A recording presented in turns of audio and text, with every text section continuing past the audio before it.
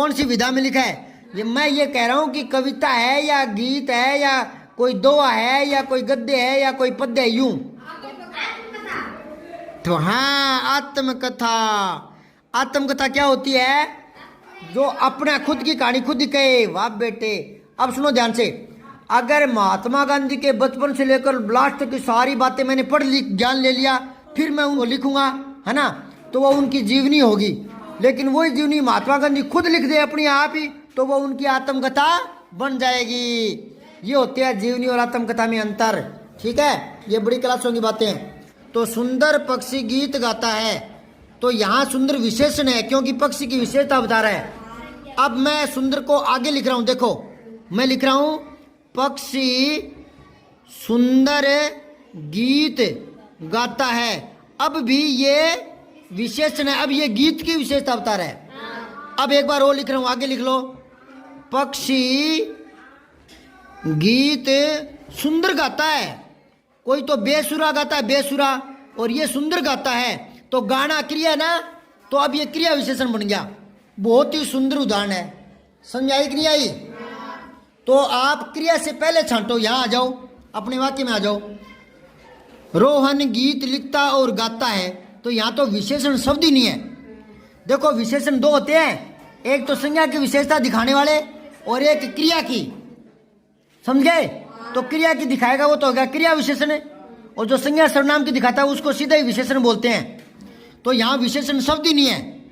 ठीक है, और तीसरा देखो एक बार, बच्चा गर्म दूध पीता है, तो विशेषता बता रहा है दूध की, गर्म दूध, तो विशेषण गर्म तो आ गया, पर ये विशेषण ही है। ये पूछ रहा है क्रिया विशेषण बताओ, तो ये भी गलत है, पहला भी गलत है।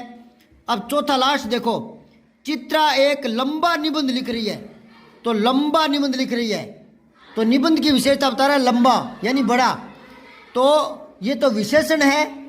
विशेषण आया तो है, पर आपको तो क्रिया विशेषण देखना है। तो ये देखो, रोता है, कैसे रोता है? सुबह सुबह कर, तो रोने की विशेषता बता दी ना, तो ये क्रिया विशेषण हो गया।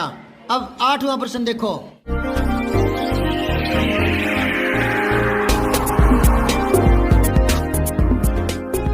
सारांश हिंदी क्लासेज। हिंदी व्याकरण के लिए यूट्यूब पर सर्च करें, बिना परिभाषा रटे सरल उदाहरणों से हिंदी व्याकरण। सब्सक्राइब करके बेल आइकन जरूर दबाएं।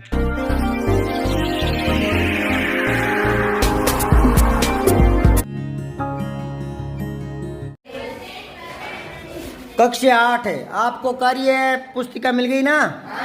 अब की बार थोड़ा नए फेवर में है, ये नया प्रिंट, कलर भी बदल दिया, बहुत ही शानदार है। अब मैं आपको ये बताना चाह रहा हूँ, ध्यान से सुनो।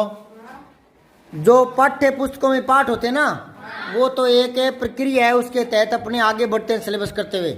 और ये जो ना, इसमें वास्तविक हिंदी का ज्ञान होता है, भाषा संबंधी सारा ज्ञान है ना, भाषा के जितने भी टॉपिक है व्याकरण के, वो सारे इसमें होंगे। अपने रोज क्रम से 1, 2 या 3 जितना भी हो सकेगा, और वो डेली करते जाएंगे। ठीक है, क्योंकि आपका सिलेबस मैंने बहुत करवा दिया, 80% करवा दिया। 3 पाठ रहे होंगे शायद, हाँ, तो आराम से करवा देंगे, बहुत टाइम पड़ा है अभी तो। ठीक है, अभी कई दिन तक इसी को करवाएंगे। ठीक है, आज से मैं शुरू कर रहा हूँ कार्य पुस्तिका प्रखर, कक्षा 8 है। तो आप ये यहाँ से निकालो, OCR आधारित प्रारंभिक मूल्यांकन 1 है। ये थोड़ी लेट आई है कार्य पुस्तिका, कोई बात नहीं, अपने कर देंगे, बहुत टाइम पड़ा है। देखो इधर पहले देखो, रिक्त स्थान के लिए सही विराम चिन्ह भरो।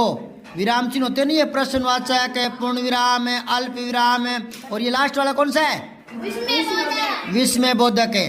तो ये कह रहे हैं, क्या यह बात सही है कि ऊंट अपने कुब्बड़ में पानी रखते हैं? क्या यह बात सही है, पूछ रहे हो? तो यहाँ ए आएगा, मतलब पहला आएगा, पहले में गुड का निशान लगा दो। समझ में आई क्या? सब कर रहे हो कि नहीं कर रहे हो? दूसरा देखो, सही शब्द को चुनकर दिए गए वाक्यों को पूरा करना है। 4 शब्द दे रखे हैं, इनमें सही शब्द छांटना है। सुबह उठकर कसरत करना मेरी दिनचर्या का भाग है।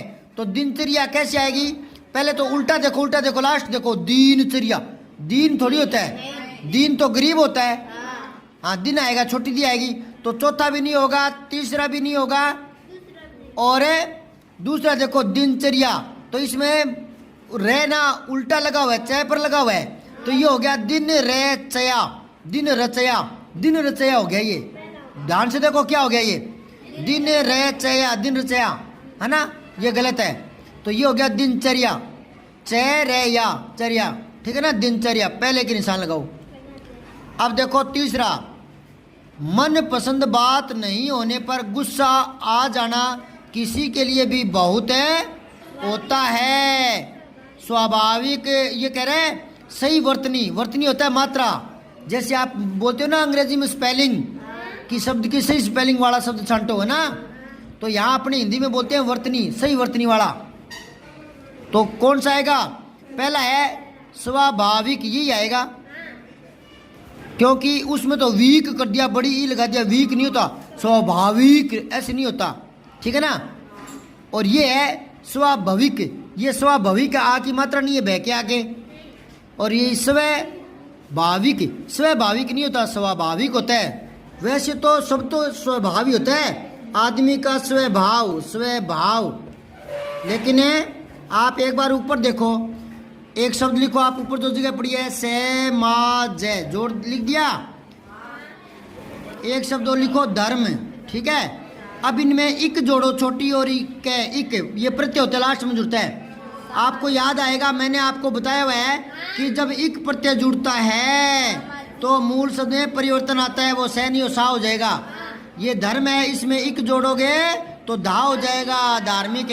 ऐसे ही ये सब था स्वभाव, क्या था, हमारा स्वभाव कैसा होता है, स्वभाव है ना, अच्छा होना चाहिए, तो स्वभाव शब्द है, इसमें इक जोड़ोगे तो ई और कै तो से वह नहीं होगा, वाह हो जाएगा, स्वाभाविक।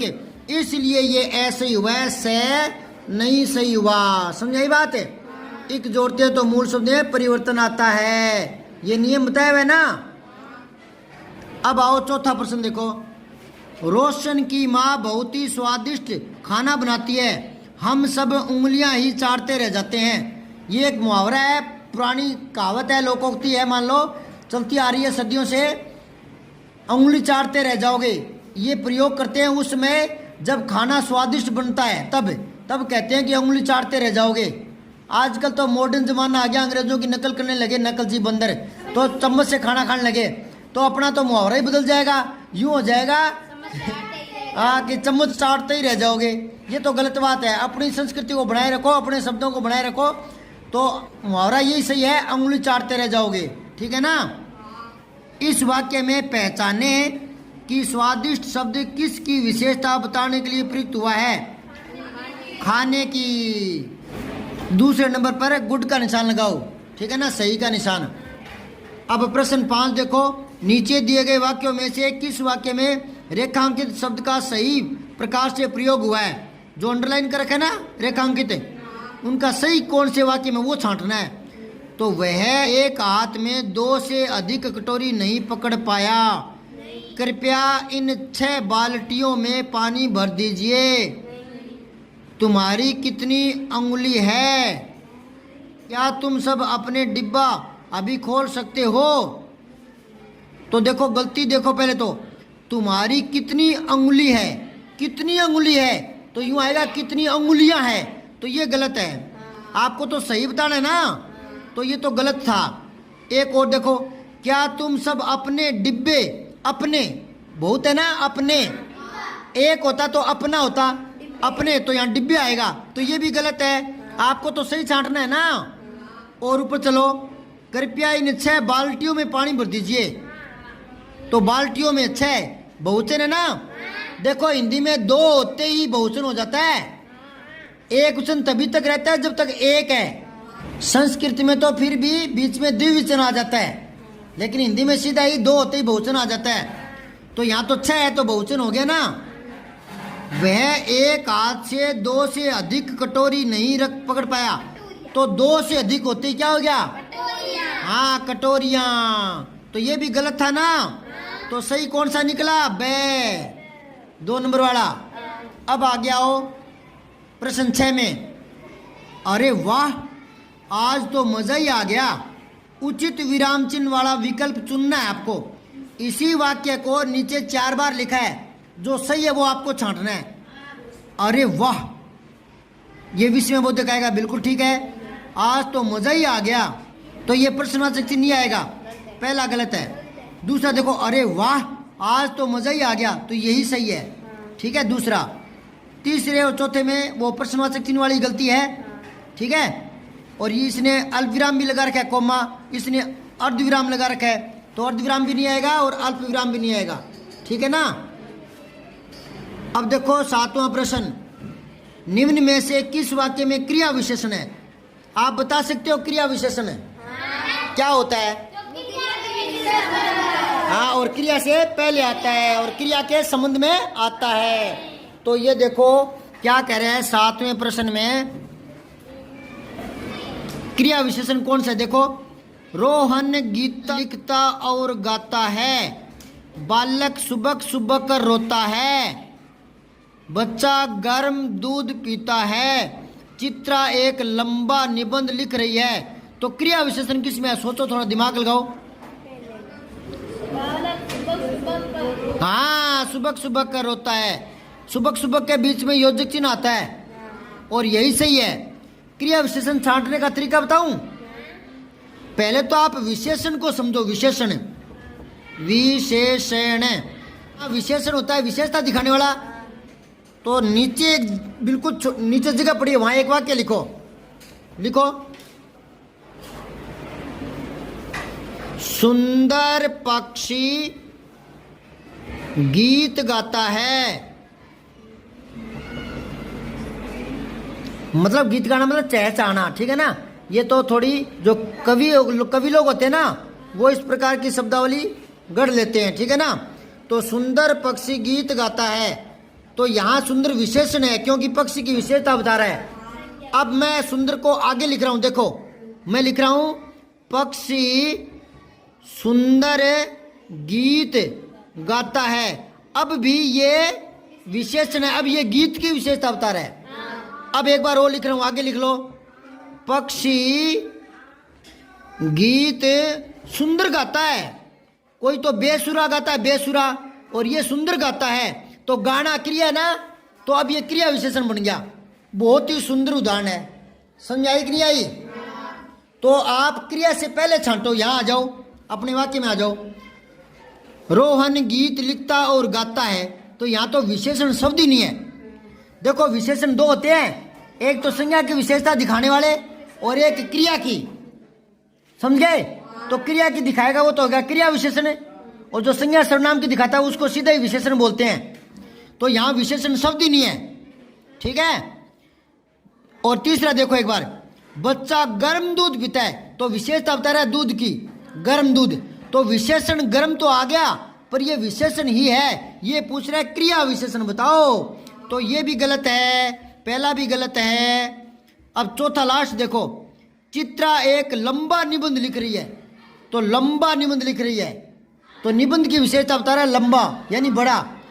तो ये तो विशेषण है, विशेषण आया तो है, पर आपको तो क्रिया विशेषण देखना है। तो ये देखो, रोता है, कैसे रोता है? सुबह सुबह कर, तो रोने की विशेषता बता दी ना, तो ये क्रिया विशेषण हो गया। अब 8वां प्रश्न देखो, निम्न में से शुद्ध वाक्य का चयन करो। चयन करना मतलब चुनना, सही वाक्य चुनना आपको। उसने आपके लिए फल लाए हैं, गलत। उसने ने आपके लिए फल लाए, जैसा ही नहीं है ना, क्या आएगा? वह आपके लिए फल लाया है, समझ गया क्या? हाँ, तो ये गलत हो गया यहाँ। उसने आपके लिए फल लाया है, गलत। वह आपके लिए फल लाया है, हाँ, इसके सही का निशान लगाओ। वह आपके फल लाया है, ये तो बोलचाल की भाषा हो गई, गलत हो गया। कई बार अपने बोल देते हैं कि वो यार ये किसकी गाड़ी लाए, अपने कहते हैं तुम्हारे वाली गाड़ी लाए है ना, बोल देते हैं ना तुम्हारा पेन लेकर आया है ना, तो उसने ऐसे ही बोल दिया बोलचाल में, वह आपके फल लाया है। किसके? आपके, दूसरों के नहीं लाया। यूँ बोल तो देते हैं, लेकिन वाक्य हमारा कुछ और ही है, तो उस हिसाब से देखना है। तो ये सह उत्तर आ गया। अब आगे हो 9वां प्रश्न, सेलेना एक विज्ञान की पाठ्य पुस्तक है, टिंकल कॉमिक्स की श्रृंखला, एक क्रिकेट बैट, अंग्रेजी शब्दकोश और वीडियो गेम खरीदना चाहती है, इनमें से उसे महोत्सव में बिक्री के लिए क्या मिलने की संभावना नहीं है? क्या नहीं मिल सकता बताओ? टिंकल कॉमिक्स की श्रृंखला, क्रिकेट बैट, विज्ञान की पुस्तक, वीडियो गेम। बताओ क्या है, क्या नहीं मिल सकता? ये थोड़ा सा प्रश्न थोड़ा स्पष्ट कम है, तो उसे महोत्सव में, कौन से महोत्सव में, इसकी कोई स्पष्ट जानकारी नहीं दी है ना, इसलिए थोड़ा मुश्किल है। तो अपने इसमें देखते हैं कि ये आप क्रिकेट बैट करो, ये ठीक है ना, ये नहीं मिलेगा क्योंकि ये मिलती जुलती चीज़ें हैं। कॉमिक्स की श्रृंखला, विज्ञान की पुस्तक और वीडियो गेम भी हो सकता है कोई शिक्षा से संबंधित गेम हो, नहीं समझे क्या? तो फिर ये क्रिकेट बैट ये कर लो आप एक बार, ठीक है, और बाद में देख कर और बताऊंगा कल मैं आपको।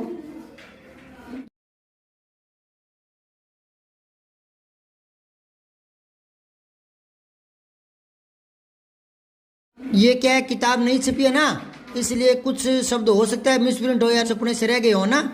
तो ये देखो, ये ऊपर देखो, ये श्रृंखला है, ये भी गलत छपा हुआ है, श्रृंखला है ना इसमें नीचे रह नहीं आएगा। बताऊं कैसे?